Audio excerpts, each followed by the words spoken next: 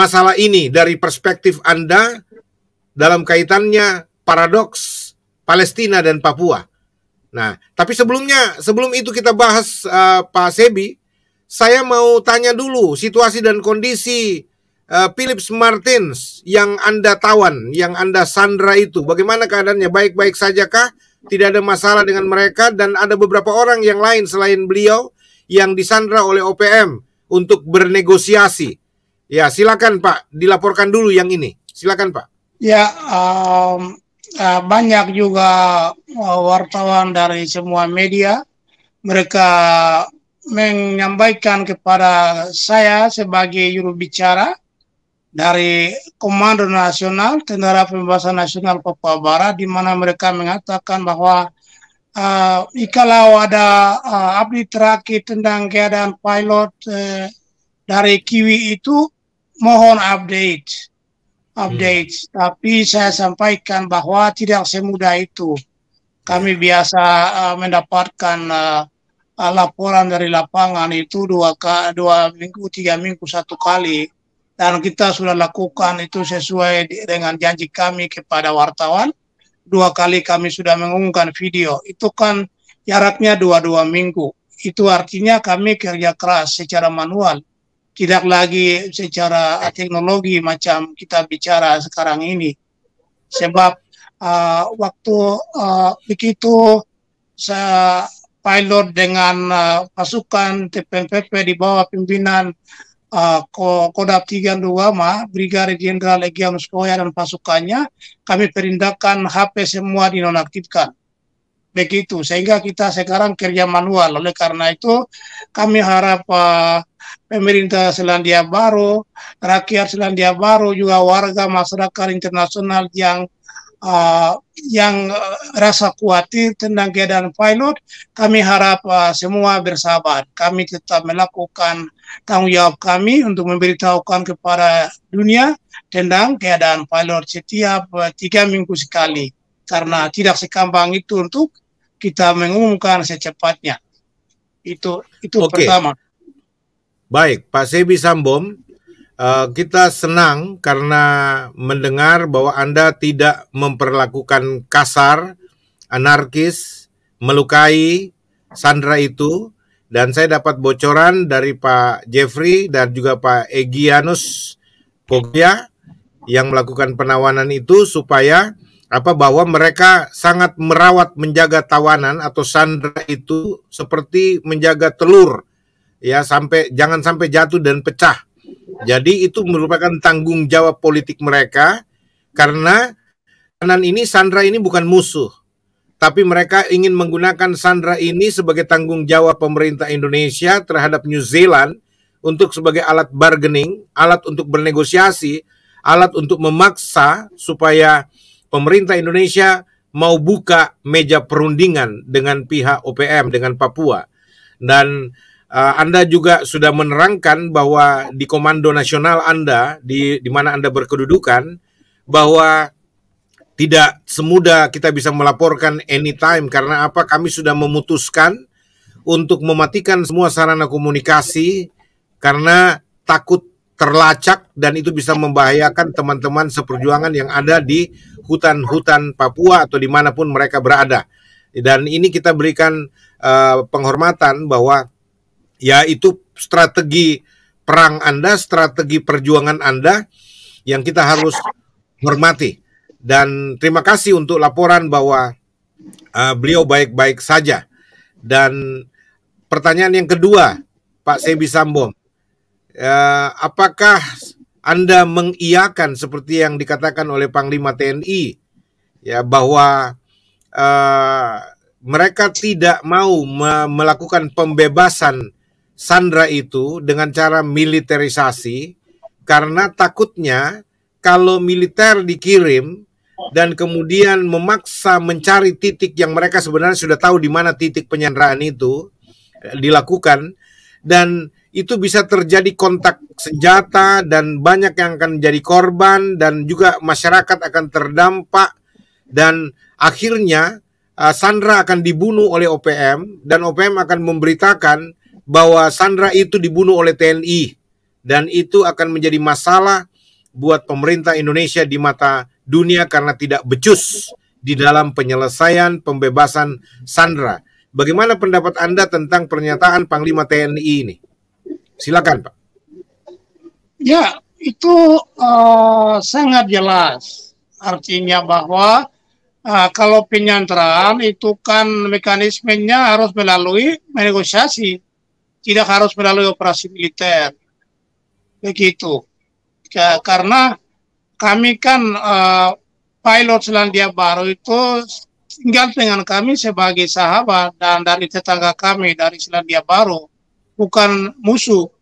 Kecuali itu pilot itu ditahan pilot orang Indonesia asli entah dari pulau mana. Itu tentu ada perbedaan penanganannya, begitu. Hormat. Oleh karena itu yang membangun image negatif, bilang pilot sakit dan lain-lain, kondisi badan menurun dan lain-lain, itu mungkin kami rasa itu suatu propaganda yang dimainkan oleh pihak militer dan polisi Indonesia untuk mendesak masuk begitu operasi militer.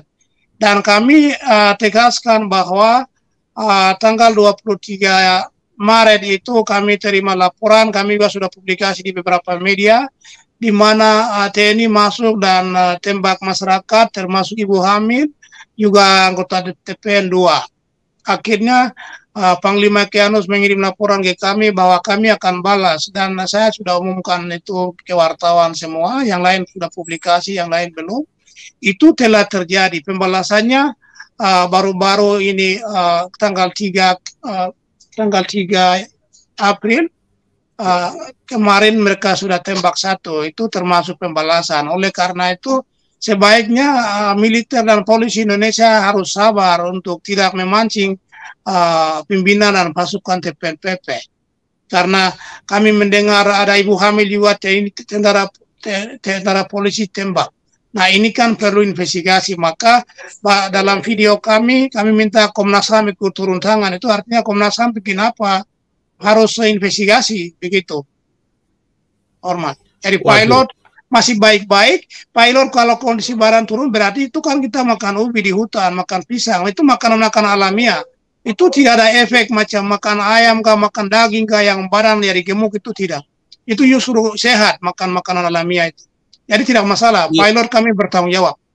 Hormat. Oke, ini turut memprihatinkan ya, bahwa ternyata apa yang dikatakan oleh Panglima TNI, tapi di lapangan ternyata tidak seperti yang dikatakan oleh Panglima TNI. Menurut laporan dari lapangan, dari anggota Anda yang ada di lapangan, termasuk dari Pak Jeffrey, yang mengatakan bahwa sudah 5 daerah yang dikuasai militer, dan bahkan penduduk kelaparan di daerah-daerah yang dimasuki termasuk Puncak Jaya dan beberapa tempat yang lainnya, itu mereka bahkan mau masuk ke hutan untuk cari makanan.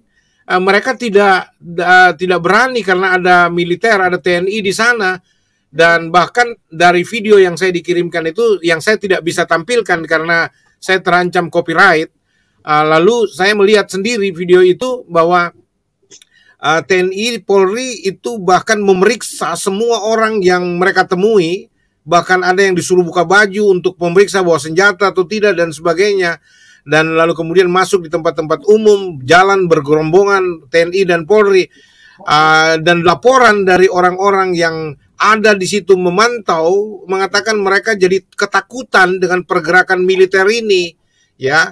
Walaupun dengan alasan pihak TNI Polri melakukan tindakan keamanan, tapi menurut sumber bahwa yang ditawan kan bukan orang Indonesia yang disandra, dan itu bukan di tempat situ, lokasinya di jauh, dan orang-orang OPM tidak pernah menganiaya atau membunuh masyarakat biasa, masyarakat awam, dan tidak pernah memelukai rakyat Papua, ya. Dan bahkan pendatang pun dari Indonesia asal itu orang awam dan bukan TNI ataupun intel militer atau intel Polri, mereka tidak akan ganggu, mereka tidak akan apa-apakan. Jadi tidak ada alasan untuk melakukan semacam antisipasi keamanan yang berlebihan. Bahkan saya dengar terakhir termasuk dari Anda ini bahwa sudah ada yang ditembak oleh TNI, warga sipil, ya, dan bahkan ibu-ibu hamil yang ditembak di tempat. Dan ini mudah-mudahan pemerintah mendengar dan langsung mengadakan investigasi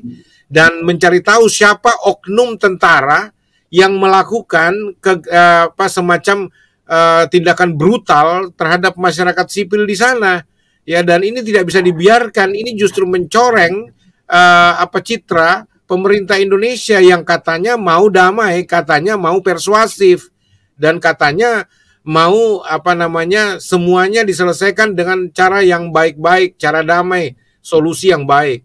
Nah, itu sebabnya mudah-mudahan apa yang dikatakan Pak Sebi Sambom ini bisa didengar oleh semua. Dan dari awal kita juga inginkan bahkan Jenderal ada satu mantan kepala BAIS kita, Pak Soleman Ponto, itu mengatakan jangan ada militerisasi di sana, harus ditarik militer dari Papua. Dan banyak pengamat politik juga menginginkan tarik itu militer di sana, ya, karena jangan melakukan tindakan-tindakan yang memancing justru terjadi kontak senjata yang kemudian terdampak pada masyarakat sipil yang sudah terjadi sekarang ini, ya, bahkan sepihak gitu loh. Jadi kira-kira seperti itu, Pak, dan kita cukup prihatin, ya, Pak Sebi Sambom. Dan saya juga berharap bahwa tolong teman-teman OPM juga menahan diri, jangan lalu kemudian terpancing emosi lalu melakukan gerakan-gerakan yang anarkis dan juga akan mencoreng misi perjuangan Anda yang mulia. Jadi tolong sama-sama saling menjaga diri. Saya juga menghimbau kepada pemerintah Republik Indonesia, TNI Polri untuk menahan diri karena ini masalah kemanusiaan, ya. Semuanya bisa diselesaikan dengan dialog, dengan berunding, dengan baik-baik saja, dengan persuasif. Oke, baik. Ada tambahan lain yang Anda ingin tambahkan, semacam laporan dari lapangan dulu, Pak, tentang semua ini? Ya, jadi kami mempunyai laporan-laporan itu, kami bertanggung jawab, dan laporan kami itu kredibel dan diakui oleh semua masyarakat internasional melalui media-media kredibel yang kami biasa publikasi.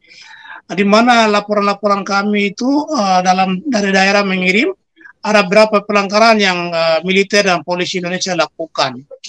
Yang satu, mereka bilang anak kepala suku TPN OPM bunuh, Egyanus bunuh. Itu dalil propaganda murahan untuk penipuan publik oleh militer dan polisi Indonesia yang bertugas di Papua. Kemudian yang kedua, dari Sina itu tentara yang tembak masyarakat.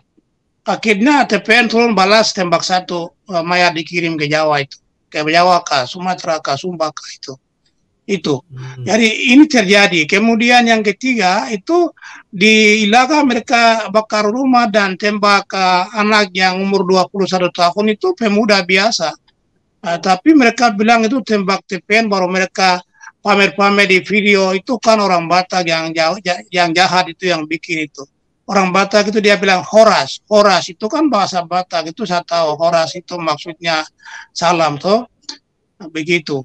Jadi maksudnya tentara itu orang Batak yang pamer-pamer orang yang mati itu ditembak, anak muda yang dibilang OPM, yang dituduh OPM. Itu dia bilang horas. Horas kan di video itu kan orang Batak. Saya kan tahu bahasa Jawa, bahasa Batak, semua itu saya tahu karena saya dulu kuliah di Yogyakarta. Begitu. Aduh. Ya. Tapi kan betul itu. Maksudnya ini kan fakta. Kami bisa membuktikan kepada hukum internasional. Ini kan fakta-fakta yang kami mengumpulkan data, dan saksi-saksi di kampung kami juga akan mengatakan hal yang sama. Jadi pembohongan publik yang dilakukan oleh militer dan polisi Indonesia, mereka mengirim laporan ke Jakarta itu supaya Jakarta akui mereka dan mereka naik pangkat cepat begitu. Ini kan kurang ajar. Jadi yang namanya teroris itu real teroris is Indonesian military and police. Jadi saya biasa menulis laporan ke wartawan bahwa pasukan teroris yaitu militer dan polisi Indonesia. Begitu. Jadi yang Mahmud MD bilang oh, OPM teroris, is nothing. Itu tidak mungkin sama sekali. Karena PWW tahu kami berjuang untuk hak penentuan nasib sendiri, itu bukan baru. Ada sejarahnya, latar belakangnya. Bukan teroris itu begini, kecuali kami datang serang di Manado sana, masjid-masjid di sana, macam di kelompok teroris Islam bikin serang-serang gereja, orang ibadah. Itu saya banyak saksi, gereja katedral di Jakarta juga mereka pernah bom, itu saya ada di sana. Itu yang namanya iril teroris, termasuk TNI Polri itu iril teroris. Kami bukan teroris, kami itu freedom fighter. Kami kan dalam fungsi-fungsi hukum perang humaniter internasional itu namanya itu self defense. Jadi kami kan self defense, membela diri. Maka sekalipun kami bunuh intel-intel yang menyamar sebagai pegawai buruh dan lain-lain, itu akan dibenarkan di mata hukum internasional. Kami siap. Pimpinan tertentu kami berani, kami siap diadili. Kami bisa bertanggung jawabkan, adu argumentasi di sana bahwa kami self defense. Kalau kami tidak membela diri, Indonesia kan bunuh kami, kasih habis, dan mereka mengakui tanah kami itu milik orang Indonesia dari Jawa, Sumatera, dan Sulawesi, Kalimantan, dan lain-lain. Itu jangan sampai terjadi, TPN bangkit dan lawan. Jadi, sorry, Pak Sebi, jadi Anda menolak kalau Anda dilabelisasi sebagai kelompok kriminal bersenjata dan teroris yang dikatakan oleh Pak Mahfud MD, dengan alasan kalian tidak sama seperti orang-orang yang mengatasnamakan agama, ya, boleh dikata kalangan Islam ekstremis, ya, yang tidak semua orang Islam, ya. Kita bicara ada segelintir orang-orang yang mencatut nama agama, berjuang atas nama agama, lalu melakukan pengeboman, pembunuhan, pengerusakan gereja, dan lain sebagainya. Itu Anda masukkan kategori itulah yang teroris. Sedangkan OPM tidak pernah mengebom, tidak pernah mengebom rumah ibadah apapun, dan tidak pernah melakukan teror di masyarakat umum seperti itu. Dan Anda hanya semacam orang yang berjuang untuk mendapatkan hak Anda, supaya Anda mendapatkan hak independensi bangsa Anda dalam bentuk kemerdekaan bernegara, berbangsa, bermasyarakat, ya. Dan Anda mengatakan itu legal di dalam aturan internasional hukum perang humaniter internasional. Ya, oke. Jadi itu semua Anda bantah, ya, bahwa Anda bukan KKB, Anda bukan seperti yang dikatakan kelompok kriminal bersenjata dan teroris. Boleh Anda sampaikan sekali lagi? Silakan bantahan Anda. Jadi begini, sederhana saya tertawa Bapak itu Mahmud MD yang profesor itu, saya bilang paranoia. Maksudnya dia kan seorang profesor. Seorang profesor, that meaning dia itu orang yang profesional, yang punya kemampuan analisis tinggi untuk bisa memahami atau mengumpulkan data, menginvestigasi, menyeluruhnya, baru dia bisa bilang teroris. Itu yang kami tertawa mereka. Artinya begini, itu kan hanya Indonesia satu negara. Seluruh dunia kan tidak bilang teroris. Sekarang kan semua media dunia kami yang kendalikan. Jakarta kan hanya media-media lokal itu yang mereka nomor satu. Media dunia ini kami yang kendalikan. Kami yang punya link.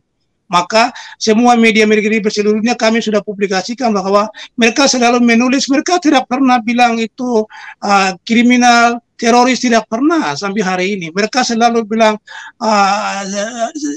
rebel separatis atau West Papua National Liberation Army. That meaning Tentara Pembebasan Nasional Papua Barat sudah sangat jelas, itu very clear, begitu, sangat jelas. Jadi kami tertawa Mahmud MD dengan tentara polisi Indonesia yang kurang pengetahuan. Kami sayangkan mereka. Sekarang begini, buktinya Perserikatan Bangsa-Bangsa berdasarkan laporan dari UN expert. Expert itu bahasa Inggris, bahasa Indonesia itu pelapor khusus orang-orang profesional. Begitu. Mereka melaporkan itu, PBB kan sudah publikasikan secara resmi melalui official website dari United Nations itu pada tanggal 1 Maret tahun 2022. Itu artinya PBB mengakui kami bukan teroris. Jadi kita kasih kalah Mahmud MD dengan TNI Polri 1-0 sekarang. Oke. Jadi kami tertawa dulu. Pimpinan politikus dan Jokowi dengan TNI Polri yang menstigma kami teroris itu. Kami sudah kasih kalah. 1-0 sekarang. Sampai ke internasional kami siap. Oke. Baik, brother. Ya, kita cukup lega mendengar kalau Anda sendiri tidak pernah mendahului dalam membuat provokasi, lalu kemudian Anda melakukan anarkisme terhadap masyarakat awam, ya, dan Anda tidak pernah melakukan hal-hal yang seperti melukai atau membunuh saudara-saudara orang Papua sendiri ataupun pendatang yang non Papua yang bekerja di sana, ya, selain yang Anda anggap adalah musuh yaitu TNI Polri dan para intel-intel yang menyamar menjadi pegawai lah atau apalah dan sebagainya. Nah,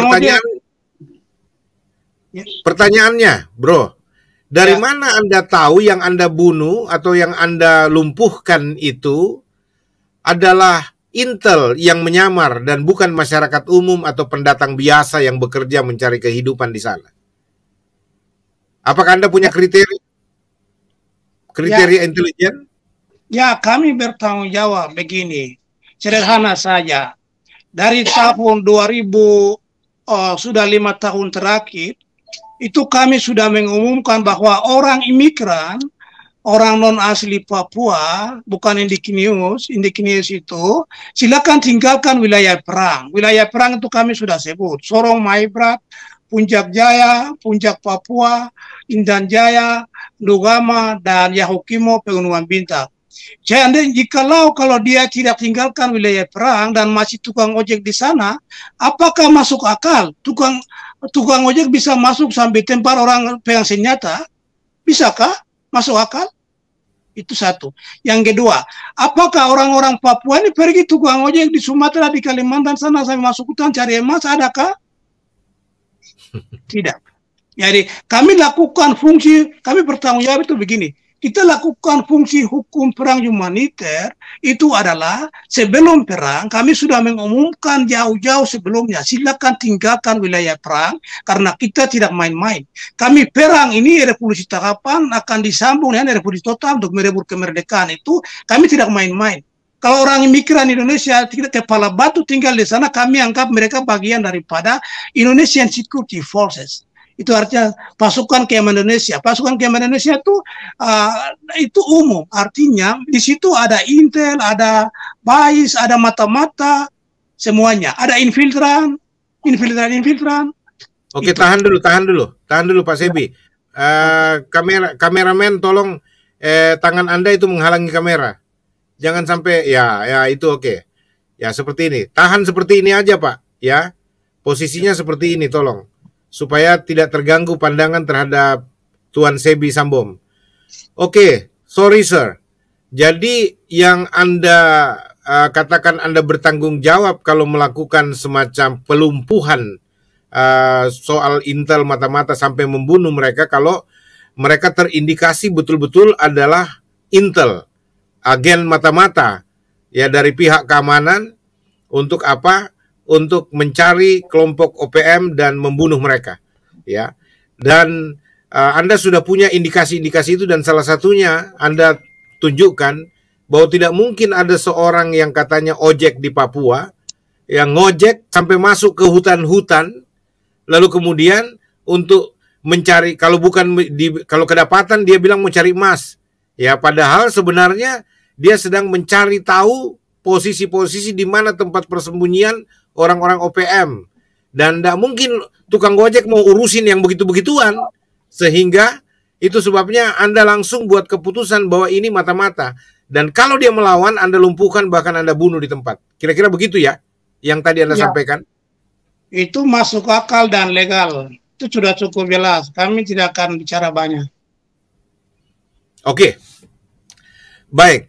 Nah, Pak Sebi, sekarang saya ingin beralih ke pertanyaan dalam konteks politik internasional yang Anda tuduh NKRI itu memasang standar ganda yang bahkan sebenarnya tidak layak untuk dilakukan oleh Indonesia terhadap Palestina, ya, karena itu melanggar Mukadimah pembukaan Undang-Undang Dasar 1945 yang selalu Anda sebutkan kepada saya dan teman-teman lain juga, ya, bahwa di Mukadimah Undang-Undang Dasar 1945 NKRI ini yaitu bahwa penjajahan di muka bumi ini harus dihapuskan, ya.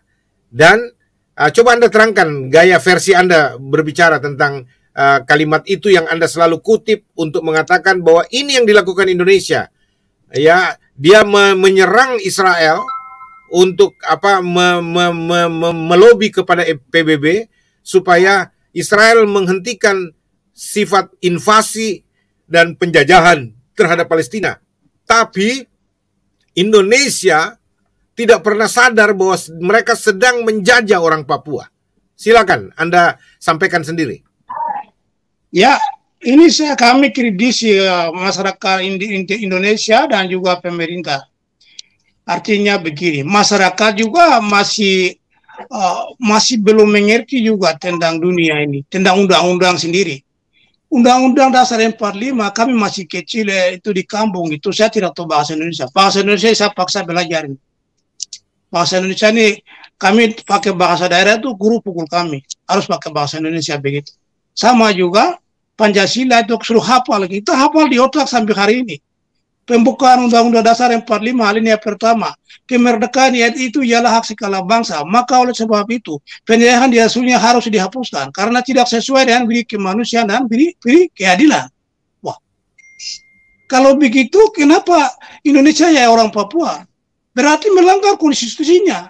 Jadi kemarin semua politikus Jakarta bilang, Israel kami menolak tim Israel masuk itu karena konstitusi. Itu lucu. Kasihan orang-orang pemerintah ini. Mereka orang-orang yang pikiran kuno, yang dulu punya. Jadi masih pertahankan dengan pikiran-pikiran kuno. Kalau kami harap generasi muda orang Indonesia yang progresif, yang inovatif, yang sekarang ikut perkembangan teknologi dunia, sebaiknya otak-otak jiwa-jiwa mereka harus berubah. Begitu. Artinya, jelas-jelas kalau dia bilang menolak Israel karena berhakkan konstitusi 45, maka dia melanggar konstitusi ini untuk menjaya orang Papua. Mereka jaya kami selama 61 tahun dan membunuh kami selama 61 tahun. Ini kan luar biasa, luar binatang ini. Itu yang sebabnya saya selalu menulis dalam semua laporan kirim ke wartawan itu pasukan teroris, yaitu TNI Polri serang markas TPN.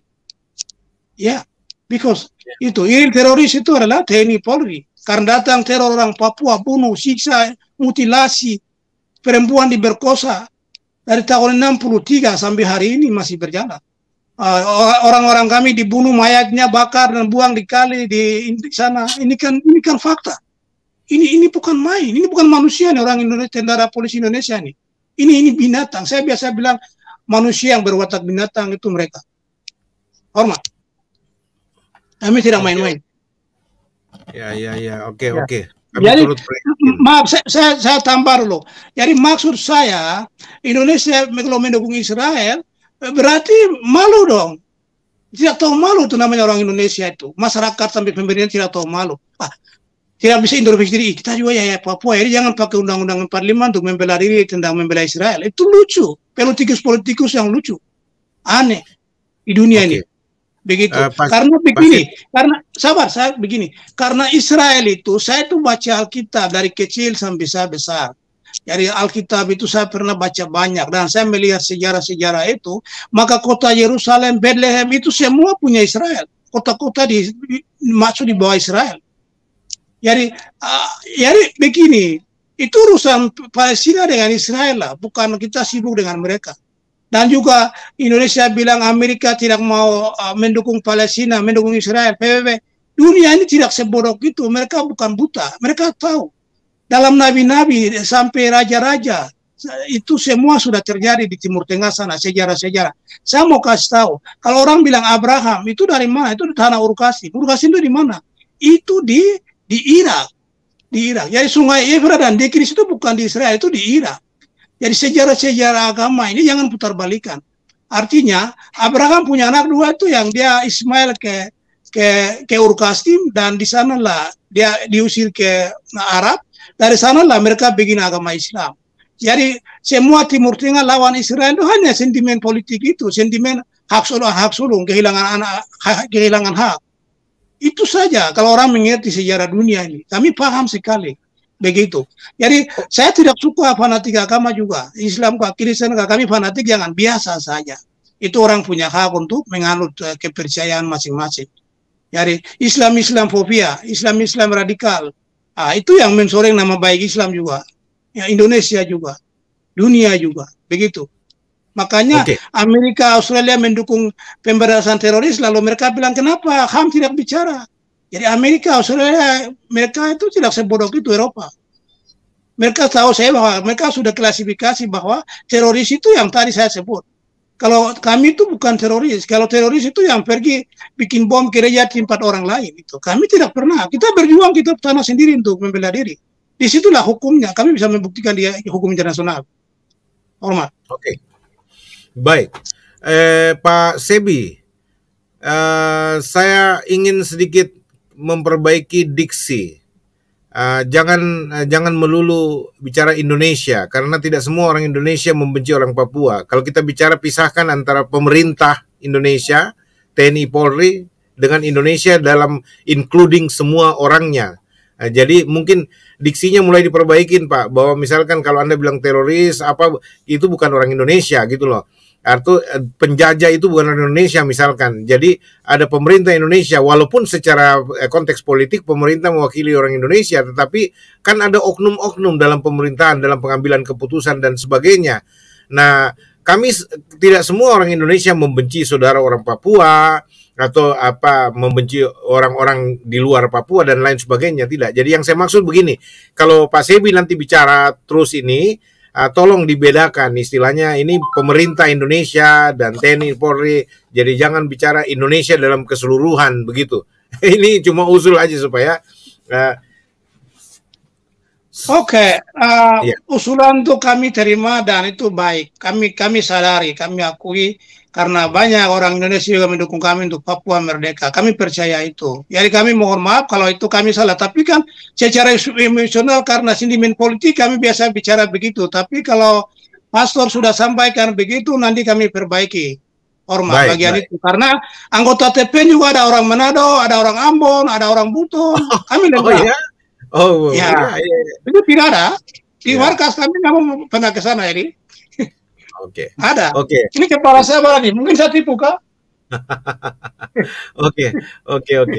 Baik. Saya masih bicara tentang konteks Palestina.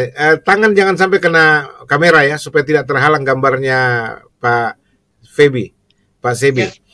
Ya. Jadi Anda mengatakan bahwa Indonesia itu bicara koar-koar ribut, mengatakan bahwa Israel melanggar konstitusi negara Republik Indonesia dalam hal Palestina, penjajahan Palestina, sehingga menolak tim U20 berlaga di Indonesia dalam kompetisi sepak bola. Dan itu jujur Pak, sangat mengecewakan seluruh kaum muda kami, orang-orang muda di Indonesia yang punya pecinta sepak bola, pencinta olahraga ya. Tidak peduli dia dari agama manapun, kami sangat kecewa terhadap keputusan lemah dari pemerintah untuk mengiyakan pressure atau tekanan dari kelompok-kelompok tertentu, baik itu kelompok politik tertentu maupun kelompok-kelompok ekstremis agamawi tertentu misalkan. Itu kami sangat kecewa gara-gara ini tidak jadi tuan rumah, Indonesia jadi tuan rumah, padahal ini kesempatan emas untuk tim Indonesia tampil di kejuaraan dunia yang bergengsi sepak bola ya. Dan ini puluhan tahun kami tidak pernah alami itu. Begitu dapat kesempatan gara-gara fanatisme yang sempit, itu kemudian kita kehilangan kesempatan emas untuk menunjukkan bahwa kami pun, anak-anak kami pun mampu berlaga di dunia internasional. Dan tim kesebelasan sepak bola Indonesia juga ada anak Papua di dalam yang juga punya ketangkasan, kehebatan bermain bola contohnya. Nah, itu sebabnya saya sendiri sedih ketika mendengar hal ini, karena saya juga baru sadar waktu bilang melanggar konstitusi, padahal penjajahan di muka bumi ini itu lebih dekat di lingkup Indonesia dan Papua sendiri, seperti yang Anda katakan. Jadi istilah pepatah Indonesia itu, bro, gajah di seberang lautan nampak, tapi semut di seberang lautan nampak, tapi gajah di pelupuk mata tidak nampak. Nah, itulah kira-kira yang terjadi antara hubungan Indonesia dengan Papua, Indonesia dengan Palestina.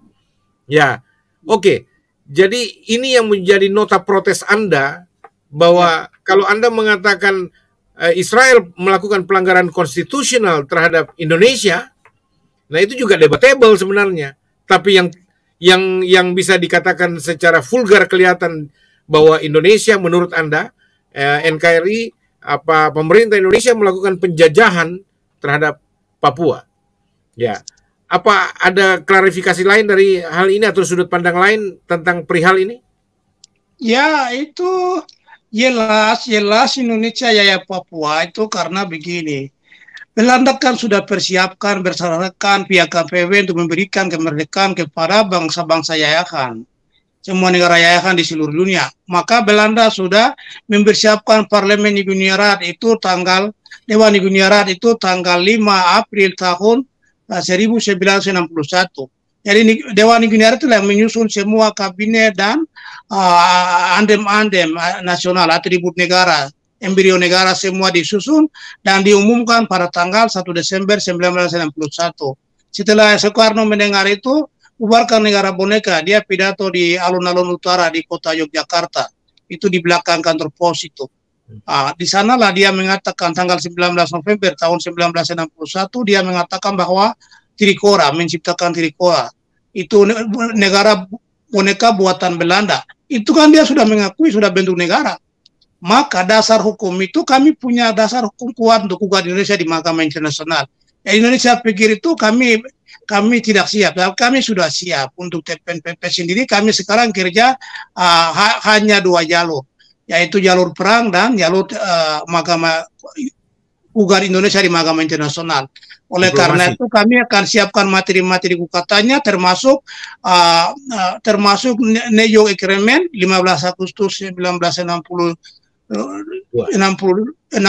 itu, kemudian Roma Agreement, juga invasi militer Indonesia di Papua tanggal 1 Mei tahun 1963, termasuk penyerahan administrasi dari pemerintah Belanda kepada UNTEA, United Nations Temporary Executive Authority itu, kemudian mereka serahkan ke Indonesia. Itu kan itu lucu. UNTEA harus pegang Papua sampai referendum, tapi tidak. Sebelum dia sudah serahkan administrasi ke Indonesia, semua ini kan pelanggaran hukum. Jadi Papua itu hanya diintegrasikan secara politik, tapi hukumnya belum diintegrasikan karena fakta-fakta ini kami kan mempunyai dasar hukum untuk menyusun itu untuk materi gugatan. Begitu. Jadi invasi militer itu terjadi dari 63 sampai 69. Di sana banyak pembunuhan. Sindom Panjaitan dalam bukunya mengatakan bahwa saya waktu di penjara baca koran. Saya baca koran begini, Sindom bilang begini. Sindom Panjaitan bilang begini. Seandainya kalau kita Sindom Panjaitan, dia yang pernah ikut operasi di Manokwari. Dia bilang, seandainya kalau kami tidak melakukan operasi militer untuk waktu itu 63 sampai 69, maka saya yakin PPR 69 dimenangkan oleh kelompok Pro Merdeka. Dia bilang begitu. Tapi karena kita melakukan pembunuhan, teror di mana-mana, penyiksaan, jadi mereka takut. Akhirnya kita menangkan dengan istilahnya itu dengan teror, imitasi, penuh manipulasi. Dari 1025 orang dibawa ke Jakarta itu bukan perwakilan. Kita kan sudah 280 suku yang ada sekarang. Kami suku Yali, saya suku Yali. Jadi suku Yali kami besar, suku Yali besar itu kami tidak ikut PPR 69, maka kami tidak punya hak untuk ikut Republik Indonesia. Sampai hari ini saya tidak mengaku Indonesia. Begitu. Karena dasar-dasar ini, maka kita punya dasar cukup kuat. Jadi Indonesia tidak ada alasan bilang jaya Papua. Bukti-bukti penjayahannya itu pembunuhan, penyiksaan di mana-mana, marginalisasi itu. Sekarang Jokowi mau bikin pencitraan untuk menjalankan pembangunan itu sudah terlambat. Kami sudah bangkit, sudah mulai lawan. Itu tidak akan mungkin hentikan kami. Generasi muda sudah bangkit. Jadi prinsipnya sekarang kami sudah memiliki nasionalisme. Kami pernah belajar yang bilang itu nasionalisme Indonesia itu. Kebangkitan nasional yang kami pernah belajar sejarah. Itu bangsa Papua sudah bangkit, ini mau lawan. Silakan lawan. Generasi muda ini akan bangkit dan lawan untuk merebut kemerdekaan kembali. Oke, Pak. Untuk sementara saya katakan dulu, ya oke, itu versi Anda, tapi kan versi pemerintah itu berbeda. Dalam pengertian begini, Pak. Michael Manufandu sendiri sebagai orang asli Papua itu mengatakan bahwa persoalan status politik Papua sudah selesai berdasarkan New York Agreement tahun 1962 itu, ya. Dan itu kemudian orang Papua yang diwakili oleh 1025 orang itu telah dinyatakan sah oleh PBB sendiri. Sehingga kenapa kalian menggugat lagi? Padahal kalian sendiri yang ingin bergabung ke Indonesia. Dan ini hal yang dianggap kalian cari gara-gara. Memang kelompok orang tertentu aja, sebagian besar masyarakat Papua sebenarnya menginginkan tetap stay di Indonesia. Tapi Anda lah yang kemudian tidak menginginkan hal itu, kelompok-kelompok kecil seperti OPM ini. Ya, bagaimana Anda menanggapi pernyataan Michael Manufandu ini? Michael Manufandu itu statusnya apa dulu? Dia pejuang Papua Merdeka. Ini mic terganggu, kameranya terganggu, Bung. Tangannya yang ini ya. Oke. Ya. Maju dikit. Oke. Silakan diteruskan. Apa? Michael Manufandu itu coba Pastor jelaskan. Dia statusnya apa? Pejuang Papua Merdeka, tokoh atau oportunis yang cari makan di Indonesia, pelacur cari makan ke Jakarta. Itu kami biasa bilang kelompok pelacur yang cari makan di Indonesia. Beliau mengaku ikut dalam pertarungan sejarah di masa lalu, bahkan beliau tahu apa yang terjadi, dan beliau sebagai pelaku sejarah di masa lalu tentang integrasi Papua itu, dan menjadi saksi mata dan berani mengatakan, bahkan sudah menjadi pelobi internasional sebagai diplomat ulung untuk Indonesia yang menjelaskan tentang status Papua yang sebenarnya sudah selesai, status politik yang sudah selesai. Walaupun Anda dari pihak OPM selalu mengatakan ini pengkhianat, ini pelacur politik dan sebagainya, tapi ini kan versi pemerintah yang juga punya kepentingan politik terhadap bangsa-bangsa yang ada di dalam ayoman NKRI, termasuk Papua di dalamnya. Bagaimana Anda menjelaskan itu secara akademik? Itu kan kami tidak bisa begini. Fakta-fakta tadi itu kan sudah jelas. Fakta-fakta akademik itu sudah jelas. Saya waktu tinggal di penjara di Doyo, itu seorang teman saya pernah tinggal di penjara di LBHB sama-sama. Dia bukan pejuang, tapi dia tahanan biasa, tapi karena satu kamar tinggal, saya bicara merdeka, dia dengar, dia beli buku, itu harga 300.000. Itu buku yang dibuat oleh Profesor Dr. Rocklever itu, N. Phil Joyce itu. Buku itu dia bawa, dan saya belajar di penjara itu, saya baca, dari penelitian dari Dr. John Salford dari Universitas Oxford Inggris itu, dia mengatakan begini, arsip di PBB dia temukan itu Indonesia bilang resolusi PBB itu bukan resolusi untuk disahkan, PPRA 69 itu belum disahkan tanggal 19 November tahun 1969 itu belum disahkan. Itu arsip di PBB itu sudah ditemukan, sudah muat dalam semua buku itu, mengatakan bahwa itu namanya take notes. Take note itu pengertiannya karena negara-negara Afrika dipimpin Kanada dan Gabon, mereka menolak hasil PPRA. Itu kan hasil PPRA yang aneh dan lucu. Jadi kalau fakta-fakta hukum tadi saya bilang itu membuktikan bahwa Indonesia salah, PBB salah, maka kita bisa buat hukum. Kan ada hukum, mencari keadilan kan di Mahkamah Internasional. Jadi memang kalau fakta-fakta ini bilang Indonesia bilang benar, mereka memilih Indonesia, tidak mungkin. Kenapa? Dalam aturan referendum itu one man one vote. Dan dalam negosiasi sudah ditentukan. Kenapa ambil 25 orang? Jadi Indonesia tidak bisa membela diri dengan 25 orang itu tidak benar menurut hukum internasional. Tidak benar. Gini. Tidak bisa Oke. Ya. Saya potong sedikit supaya saya nggak lupa ini. Memang betul bahwa New York Agreement itu ada semacam catatan saja bahwa PPRA sudah dilakukan berdasarkan rekomendasi, tetapi tidak dilakukan dengan benar. Itu catatannya. Dan kemudian keberatan teman-teman dari Papua kemudian mengatakan bahwa mereka sebenarnya menuntut apa yang dianjurkan oleh New York Agreement itu one man one vote, tetapi ternyata karena satu dan lain hal, kesulitan masalah alam, masalah situasi dan kondisi gunung dan lembah dan hutan-hutan.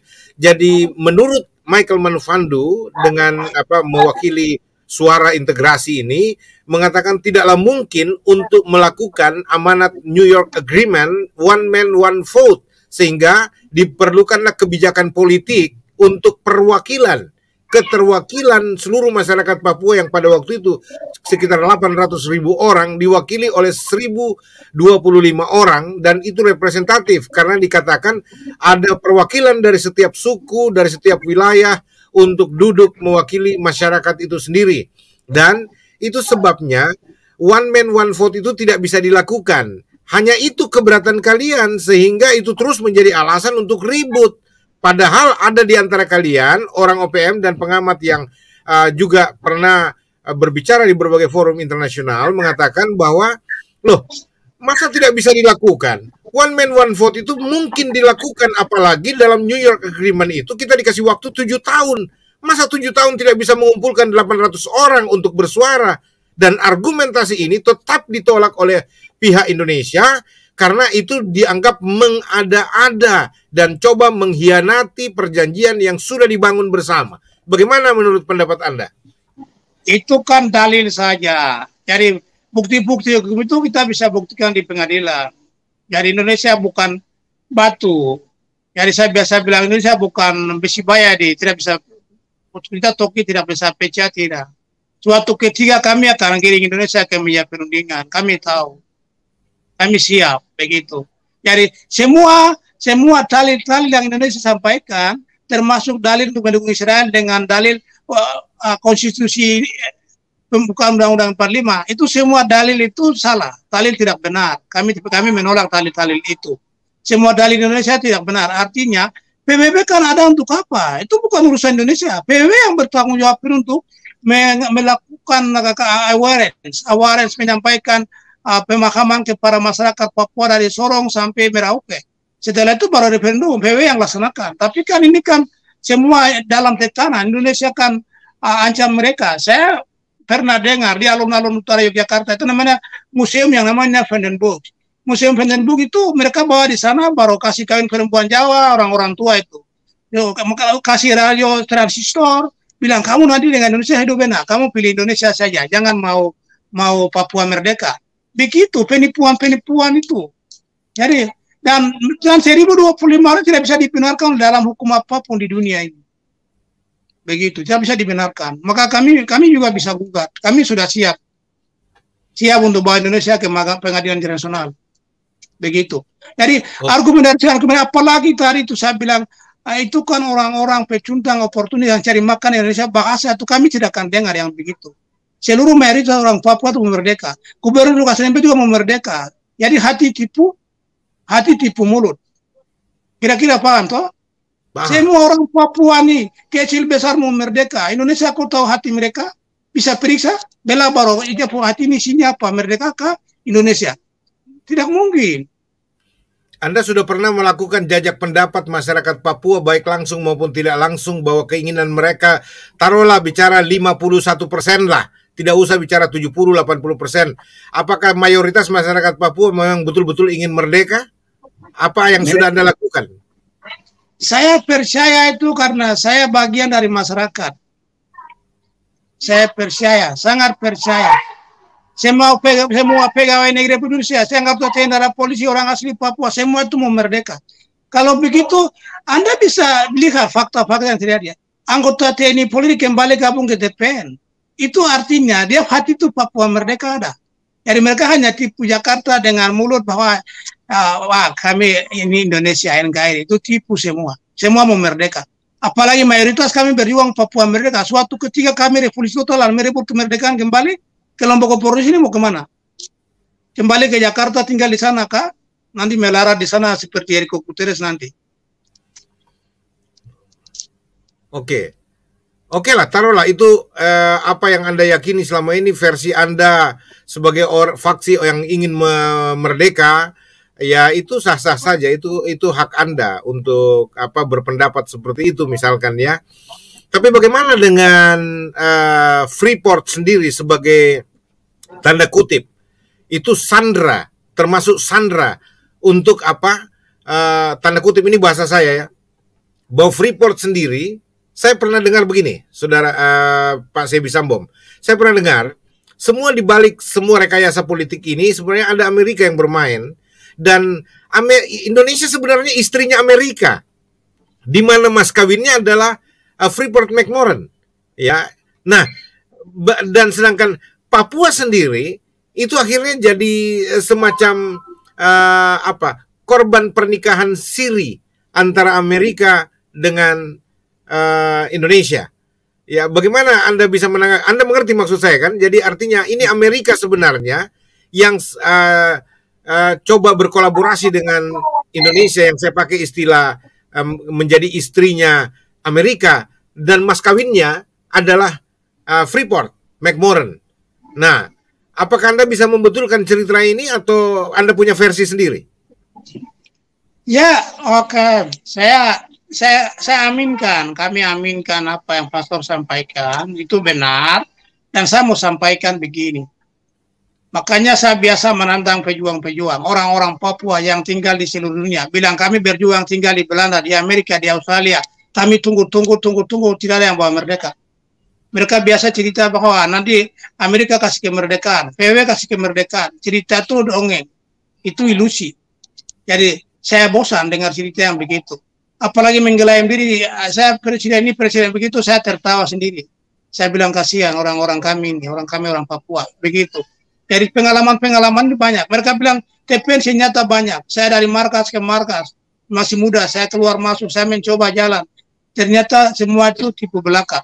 Terpaksa sudah TPN bangkit dan cari senjata dengan berbagai macam cara. Bunuh TNI, rampas, ambil, dan beli dari TNI Polri. Itu wajar lah. Ini kan money toh, uang bicara. Mereka juga butuh uang. Karena Jakarta tidak perhatikan kesejahteraan TNI Polri itu. Kasihan mereka sangat juga di Papua. Nyari jual beli senjata itu kami tidak punya kepentingan apapun. Butuh uang, butuh senjata. Itu saya cukup habis di situ. Jadi yang biasa dengar berarti itu karena terjadi begitu. Hormat. Oke, bagian terakhir, Mr. Sebi Sambom. Bagian terakhir ini yang ingin saya tanyakan kepada Anda ini sedikit agak intervensif sifatnya. Ya, karena ada semacam anggapan-anggapan skeptis dari orang-orang yang menjadi pengamat perjuangan, spirit perjuangan Anda. Spirit perjuangan itu bagus. Siapapun bangsa-bangsa berhak memperjuangkan kemerdekaannya sendiri. Ya, tapi persoalannya adalah persoalan internal kalian. Ya, karena apa? Bahkan kita mendengar di dalam kubu perjuangan ini sendiri ada begitu banyak faksi. Bahkan Bintang Kejora sendiri yang menjadi identitas OPM itu sudah terobek sampai 6 bagian gitu loh. Lalu ada Bintang 14 yang terbagi 2. Ya, saya bercanda sama Pak Jeffrey bahwa Bintang 14 ini bagi 2 jadi bintang 7, bikin saya kepala. Ya, lalu kemudian Bintang Kejora bagi 6. Lalu ada faksi keluarga Samberi sekarang, ada faksi netralitas dan lain sebagainya. Lalu kemudian seperti tadi malam saya wawancarai Presiden hasil Kongres Pak siapa ini Karet, ya Pak Michael Karet, dan punya pandangan-pandangan yang juga agak kontra satu dengan yang lain, dengan teman-teman yang lain. Nah, ini bagaimana Anda bisa solid dalam memperjuangkan kemerdekaan kalau di antara kalian saja terpecah belah begitu? Bagaimana Anda tanggapi ini, Pak? Kami tidak ada yang terpecah belah. Kami tetap solid, satu komando, satu tujuan, satu bangsa. Kami adalah satu bangsa Papua. Dari kelompok-kelompok kecil itu kami tidak biasa singgung, kami tidak sibuk dengan yang begitu. Karena prinsipnya Anda punya people power atau tidak? Kami punya people power, maka kami berani ambil tindakan. Kami berani bertindak. Kami berani mulai. Kami harus memulai dialog, perundingan, semua harus memulai. Diskusi harus jalan. Ini termasuk memfasilitasi kami untuk kami sampaikan kepada masyarakat Indonesia, masyarakat dunia. Maka kami orang Papua sendiri. Hormat. Oke. Begitu. Baik. Ini sudah disampaikan. Jadi artinya Anda menjelaskan, ini pemirsa Kalam Krisis juga mesti dengar baik-baik ini, bahwa mereka mengatakan bahwa mereka tidak ada perpecahan. Ya, kalau toh ada satu dua orang segelintir saja, itu wajar dalam perjuangan, perbedaan pendapat dan sebagainya, terus menganggap diri yang paling layak untuk memimpin dan sebagainya, itu biasa. Tetapi secara utuh, keseluruhan, pejuang-pejuang Papua ini tidak ada yang terpecah belah. Lalu ada juga suara-suara yang mengatakan bahwa mereka diadu domba, dipecah belah oleh pihak pemerintah Indonesia sendiri. Dan ini juga sudah dijawab kemarin bahwa itu justru yang terjadi seperti itu. Tapi kalau internal kami tidak ada perpecahan sama sekali. Nah, saya juga ingin mengatakan Pak Sebi Sambom bahwa sebenarnya kita ini betul-betul menginginkan kehidupan damai dengan semua pihak, dengan bangsa-bangsa, hidup rukun bersama untuk kita menyelenggarakan kehidupan bersama.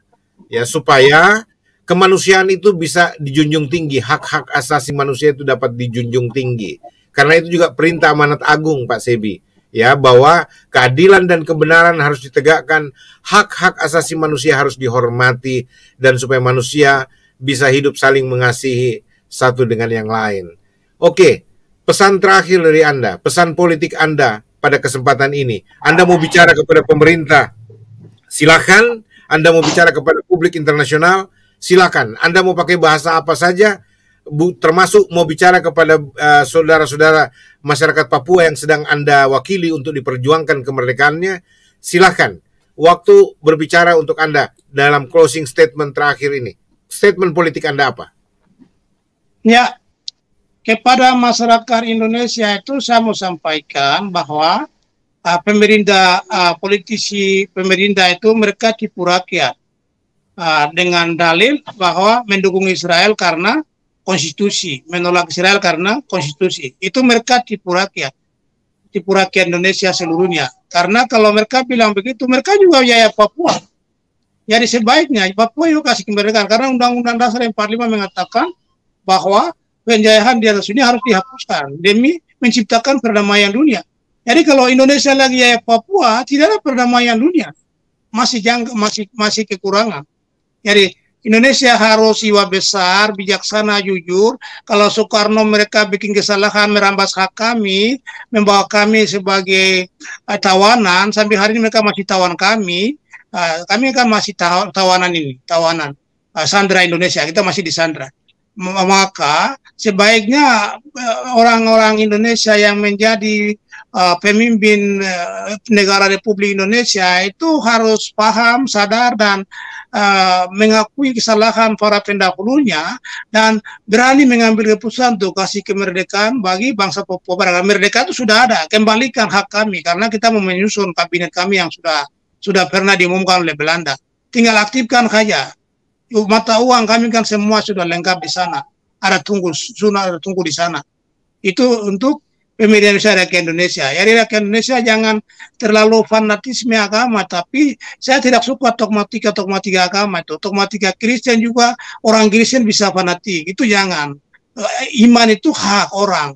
Jadi Anda percaya dengan Tuhan itu individu. Kita masing-masing bertanggung jawab dengan Tuhan untuk bekerja kemanusiaan. Pastor mempersiapkan kami untuk kita bicara kemanusiaan.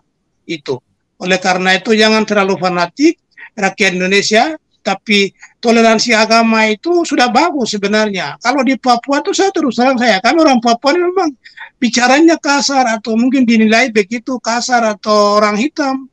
Tapi kami punya hati itu suci. Kami selalu mengasihi orang banyak. Hanya TNI Polri datang bikin kurang ajar itu yang kita bilang, kamu punya hukum ada ya, hukum perang. Kita siap lawan, begitu. Kita akan menyelamatkan tanah kami. Itu. Jadi kalau kepada orang Papua pesan saya itu mereka sudah tahu sudah. Kami satu komando, satu tujuan, satu bangsa. Mari bersatu dan bangkit, mobilisasi umum untuk merebut kemerdekaan kembali. 2 tahun terakhir ke depan. Lama-lama itu nanti saya juga sudah tua, semua tua lagi. Siapa lagi yang kerja? Kasih anak-anak kami harus menikmati kemerdekaan. Itu untuk orang Papua, sadar semua pegawai negeri. Anggota TNI Polri dengar, saya mau kasih tahu, TNI Polri orang asli Papua suruh maju depan. Jadi Jawa-Jawa ke lain-lain itu mereka di belakang supaya orang Papua kena itu jadi apa? Dameng. Mereka selamat. Ini yang terjadi. Banyak anak-anak Papua dapat tembak. Itu sadar baik-baik. Itu pesan untuk orang Papua, bangkit dan lawan. Kalau masyarakat internasional jelas banyak masyarakat internasional macam Australia, Selandia Baru itu masyarakatnya semua mendukung kami. Hanya pemerintahnya yang masih bersenang-senang dengan Indonesia. Begitu karena kepentingan. Jadi Freeport tadi itu benar. Makanya saya bilang orang Papua yang bilang Amerika kasih kemerdekaan apa itu saya tidak saya biasa menantang. Menggosong cerita mimpi-mimpi selalu di belakang sana. Kerja baru Tuhan kasih kemerdekaan lewat pekerjaan kami. Kita harus kerja keras. Begitu. Jadi tadi bilang Amerika Freeport itu semua kami paham, kami sudah tahu juga. Tapi cerita banyak lainnya orang bosan. Orang sudah tahu semua. Semua itu kesalahannya di sana. Begitu. Oke. Baik,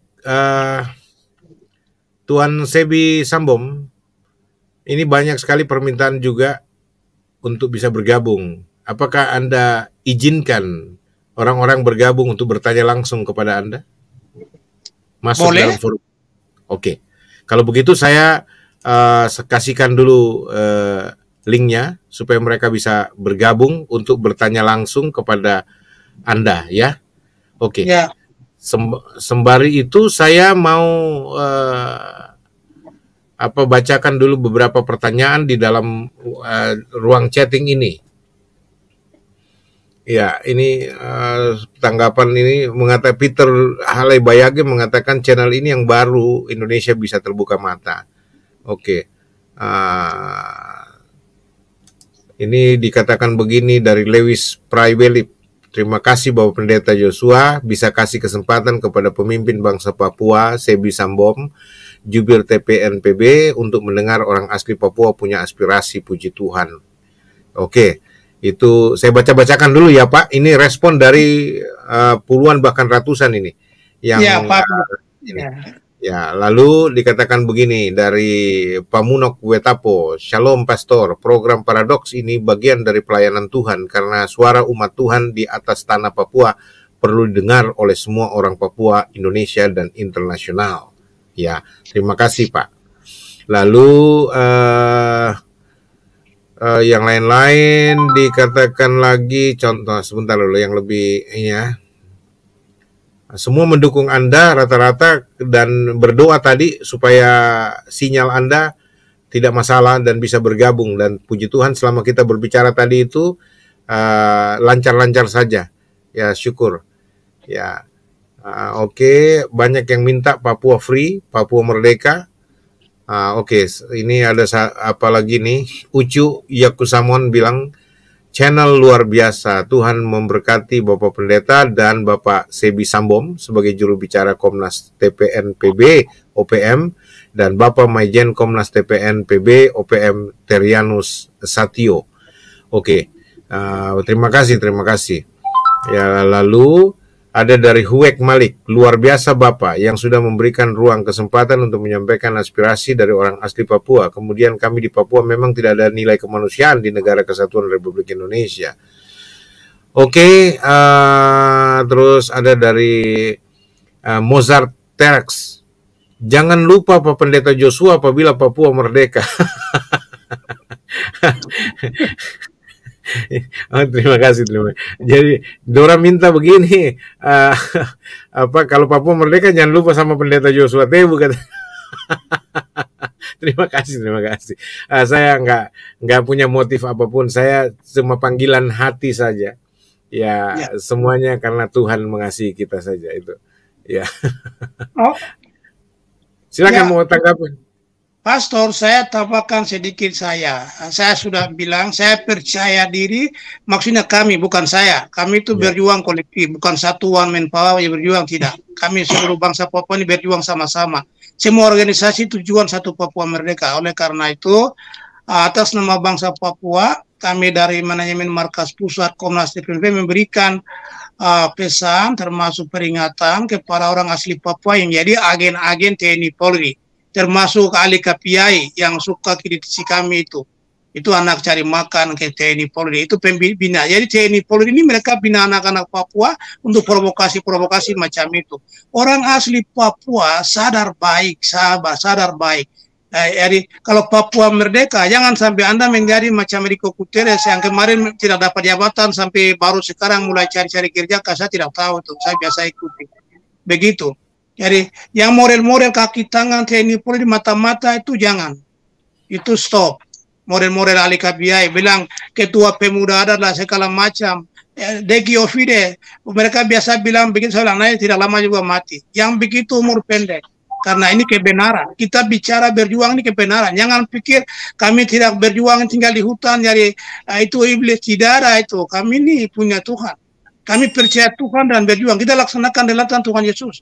Dalam agama Kristen, Tuhan Yesus bilang itu revolusioner. Dia hancurkan bait Allah yang sekarang di Yerusalem, yang bilang penyamun-penyamun yang ada di sana itu dulu.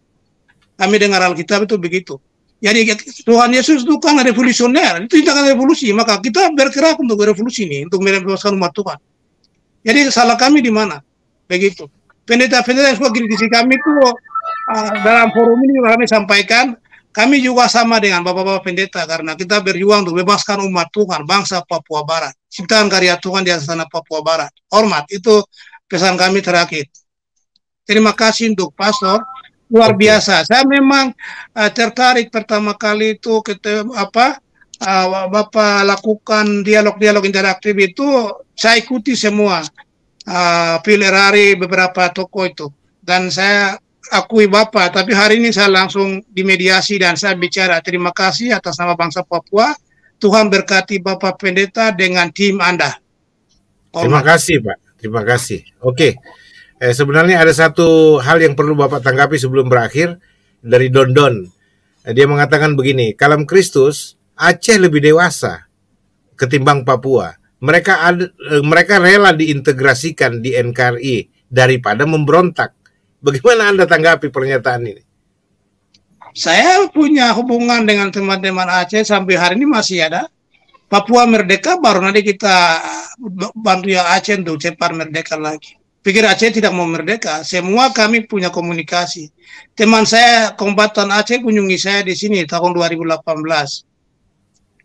Dan kita sudah diskusi untuk Papua merdeka dulu, baru kita akan dorong Aceh. Semua bangsa kita kasih kemerdekaan, termasuk Palestina kalau mereka mau. Tapi Palestina itu susahnya tadi saya bilang, Yerusalem dan Bethlehem semua itu kota-kota punya milik Israel. Jadi hak cipta itu mengartikan bahwa sulit untuk kita intervensi. Jadi kita juga akan melanggar hak-hak mereka. Itu menurut pemahaman saya, tapi pemahaman pastor saya tidak tahu. Jadi maksud saya tidak bisa samakan. Dia pikir yang komentar itu Aceh kami tidak punya jaringan, kami punya jaringan. Semua kita yang berjuang solidaritas semua di seluruh dunia. Kami biasa bilang itu in solidarity, global solidarity. Jadi free nation, for free nation. Global solidarity for free nation. Itu kami semua satu komando, satu tujuan membangun komunikasi, pertemuan, kami jalan sama-sama. Jadi Indonesia pikir itu Aceh ini sudah diam, tidak ada. Papua merdeka kita bilang, Jakarta kasih bubar, Indonesia kasih bubar NKRI. Manado harus merdeka sendiri. Begitu. Kalimantan juga merdeka sendiri, Borneo. RMS, Maluku merdeka sendiri. Begitu. Setuju kah tidak orang Indonesia semua yang nonton? Kasih bubar Indonesia, NKRI.